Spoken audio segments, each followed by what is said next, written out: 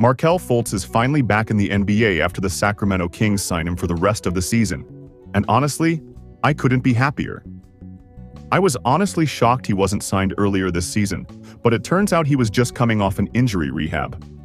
It's been a recurring issue throughout his career, but if his last season in the Orlando Magic proved anything, it's that he still has plenty to offer when healthy. In the 2022-23 season, Fultz averaged 14 points, 6 assists, and 30 minutes across 60 games, all while shooting an impressive 51% from the field. He's definitely proven he can be a solid rotational player. Unfortunately, last season, his minutes dipped, and injuries kept popping up, which affected his production. Still, I really like his fit with the Kings.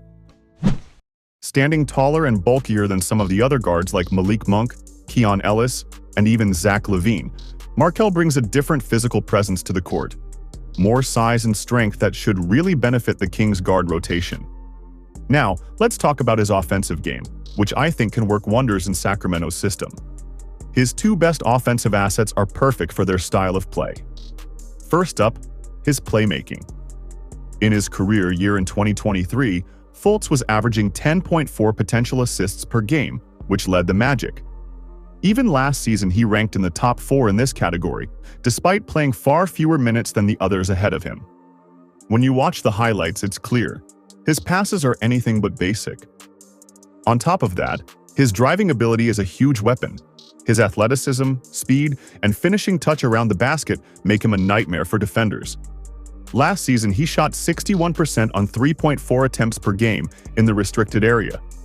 And in his career year, he hit 65% on 4.2 attempts. He's also very efficient in the paint, shooting 50% in that area in 2023. While he's dangerous in the restricted area and mid-range, there's one area where Fultz still needs work: perimeter shooting. He's been inconsistent from three-point range, shooting just 27% on low volume throughout his career. But even with that weakness, he's incredibly effective when the game is played at a fast pace. Speaking of fast pace, the Kings thrive in transition, and that's exactly where Markelle shines. As a scorer and playmaker, he's excellent on the move.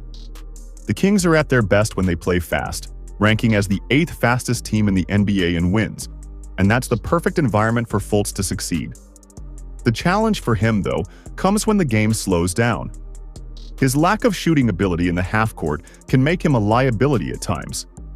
Teams will sag off of him on both ends of the floor, and that can disrupt the flow of the offense. So it's crucial to put him on the floor with the right mix of players. For instance, playing him alongside DeRozan and Sabonis, who are all low-volume shooters from deep, might not maximize his offensive output. But here's where Fultz still finds ways to be valuable. He's a phenomenal cutter, scoring 1.4 points per possession in that role during the 2023 season, which put him in the 73rd percentile. That's a key way he can contribute without the ball in his hands.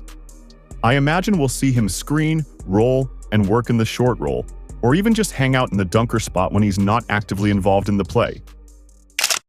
On the defensive side of things, Fultz is a true standout. He's not just good, he's elite.